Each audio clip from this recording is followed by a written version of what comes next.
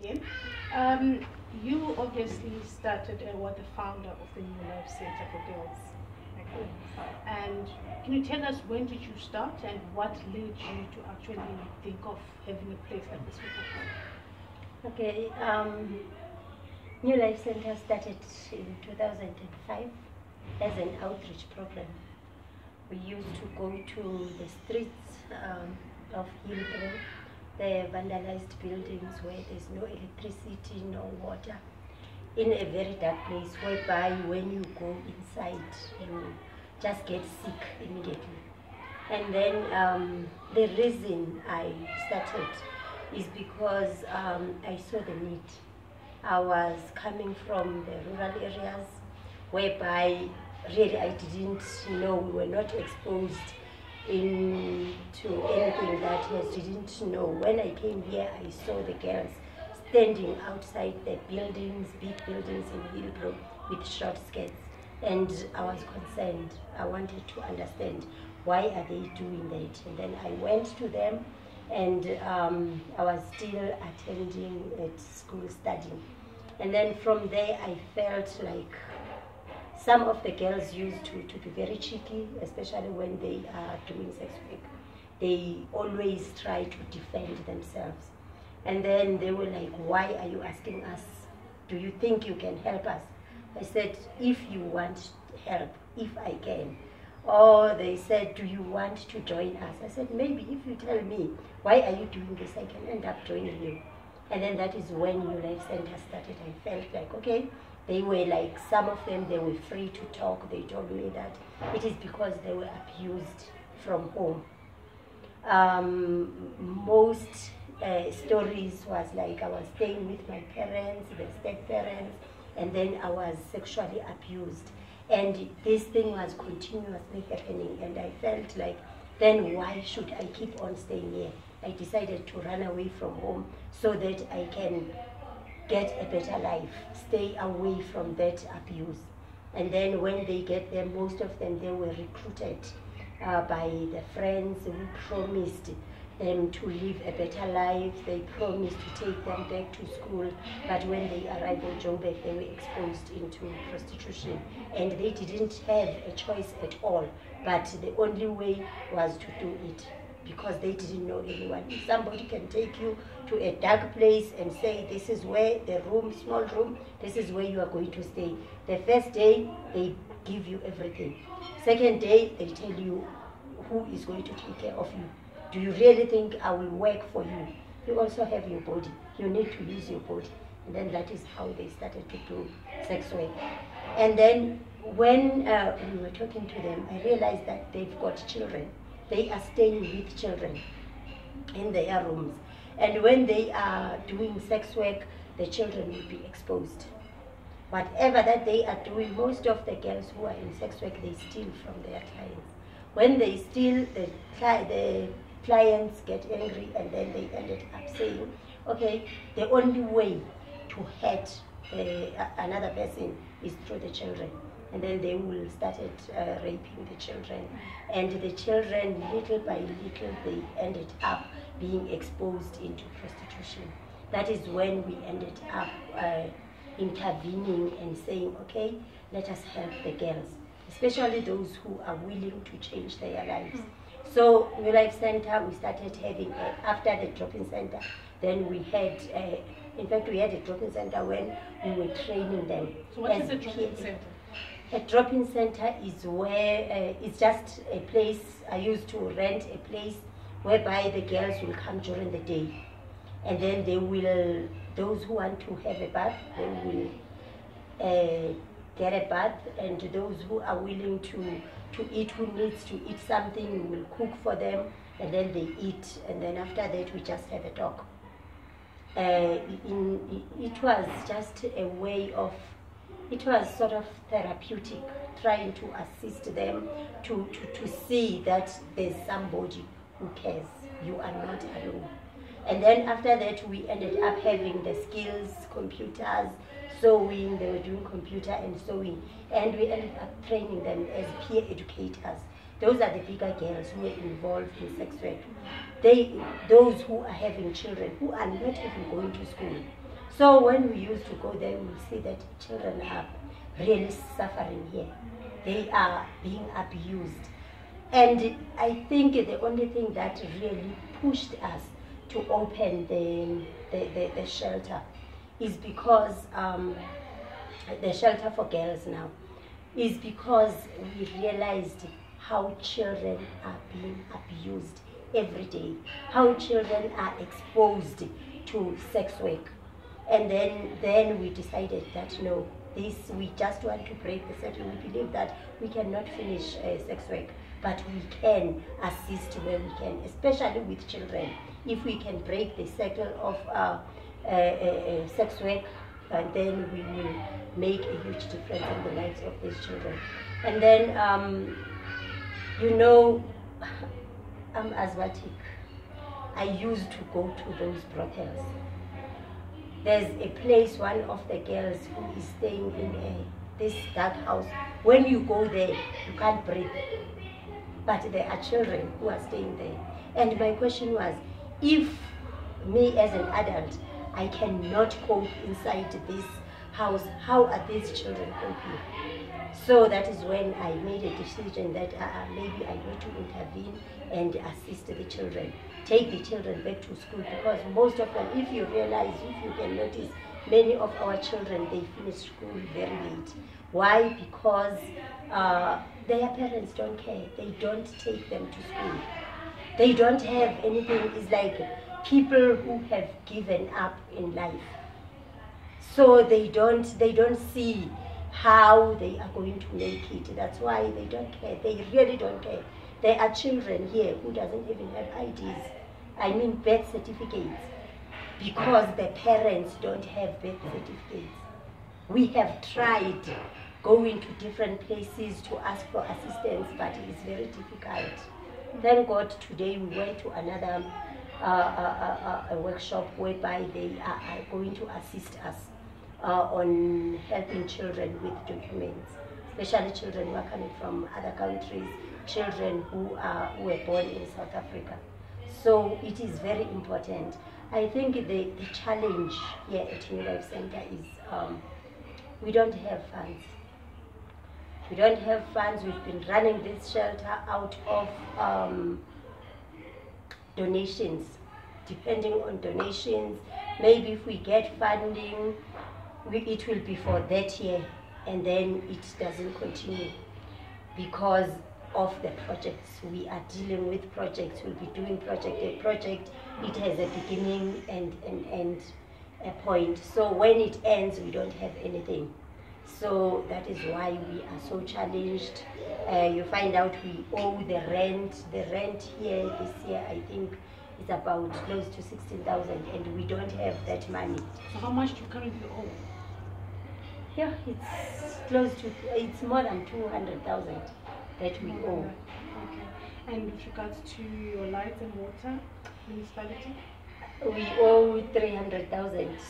I remember because I went there, and we also got an eviction order for this house whereby the owner decided that you are not paying rent, you are not doing anything, so I don't want you there.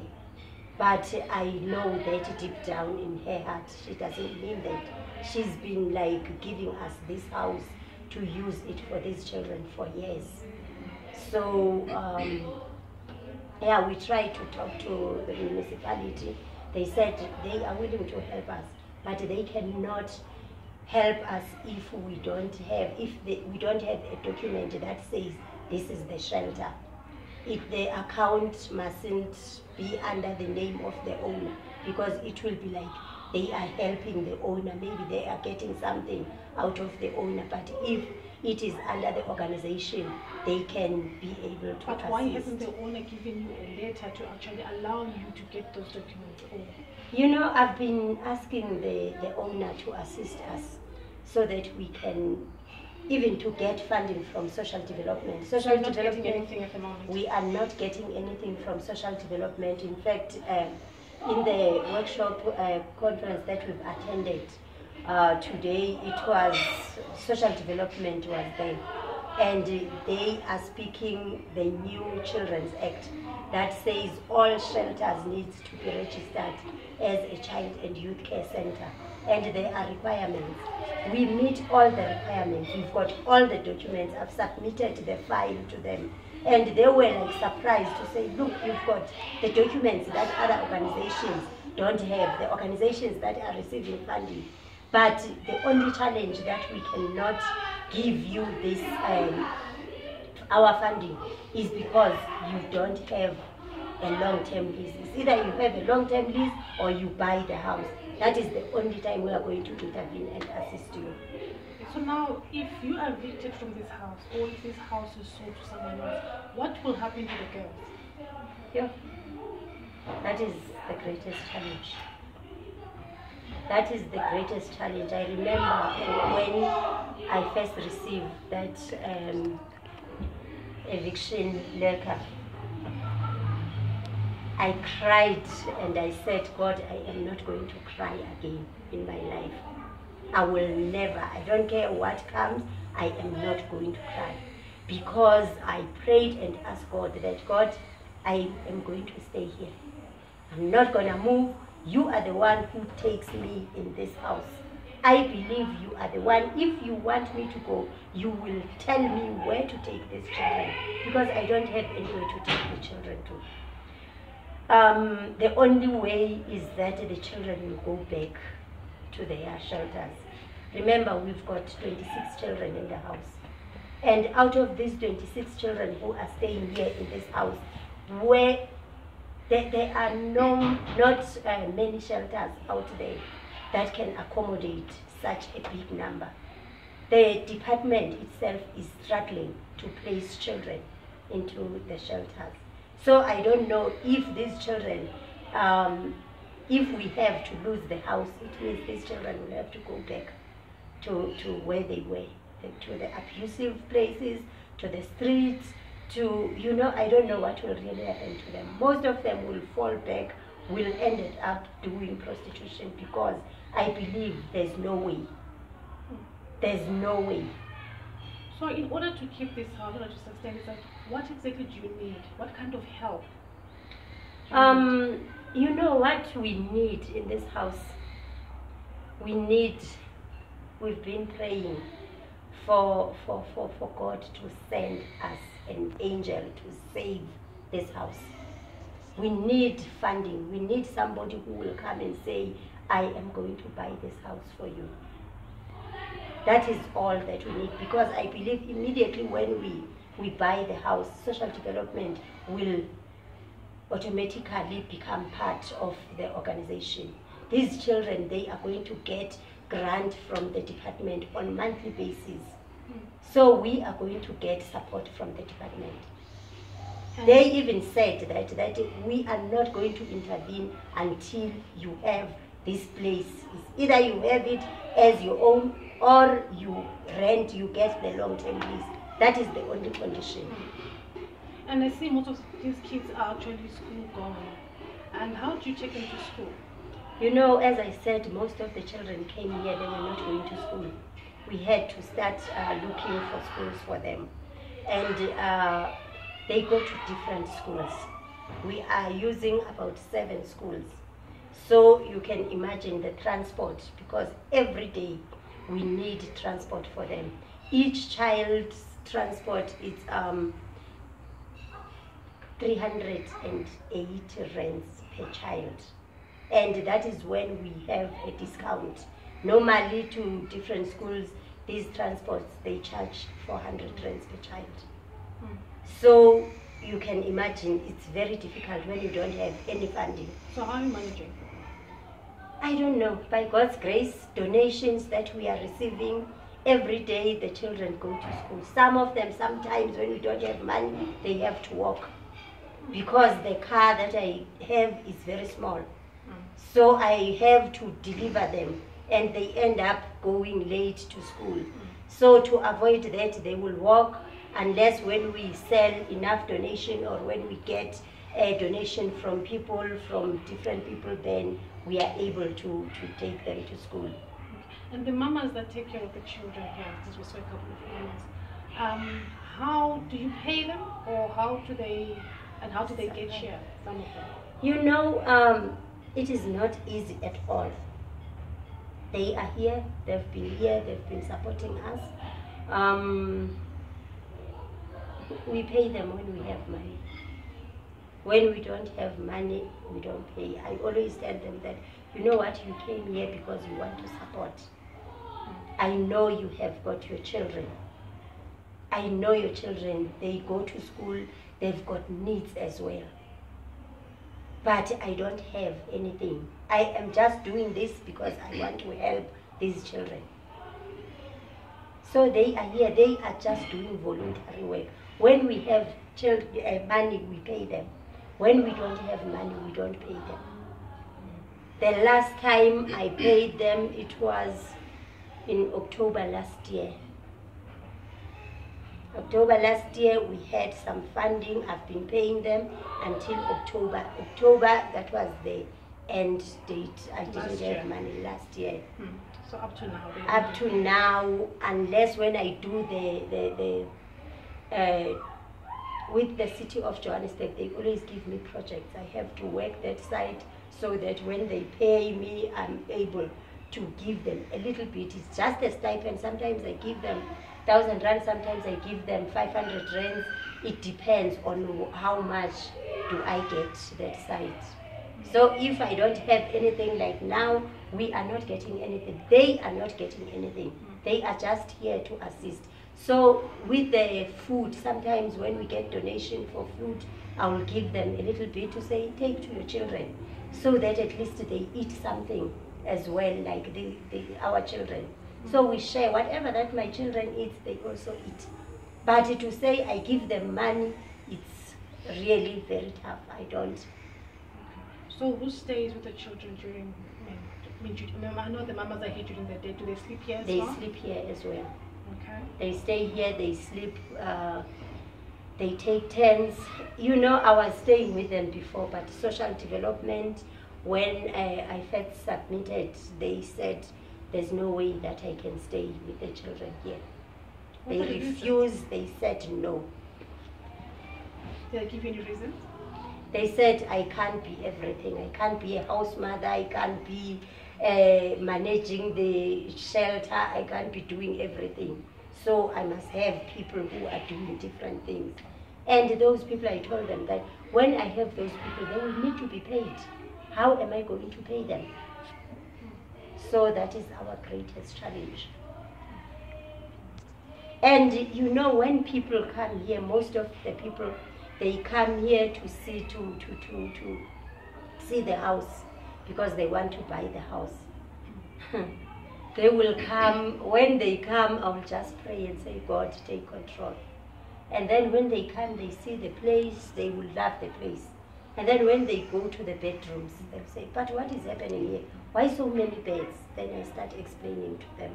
And then they will say, we can't buy this house. I can't take these children. If I buy the house, where will you take the children? I said, I don't know. And then they will say, okay, I'd rather come and give you food. Most of them, the food that we are getting is because people are coming here and say, I want to see the house. They ended up saying, I want to support the shelter. I want to support the girls. And then it was a blessing when Radisson came to New Life Center, because we were planning to have a gala dinner, but we didn't know how. We didn't know where are we going to get funds to do the gala dinner. But the first time they came, when I was telling them about the plan, it's like you were God sent. That is when I begin to see the light that came. There's still hope. You know, when the people come here, the children will cry and say, Mama, where will we stay? Mama, what if these people buy the house? What is going to happen to us? We don't want to go back there. We don't want to, they really don't want the situation. They are so exposed to things that are not supposed to be seen. That is why it's so painful when we think of losing this house. Thank you so much.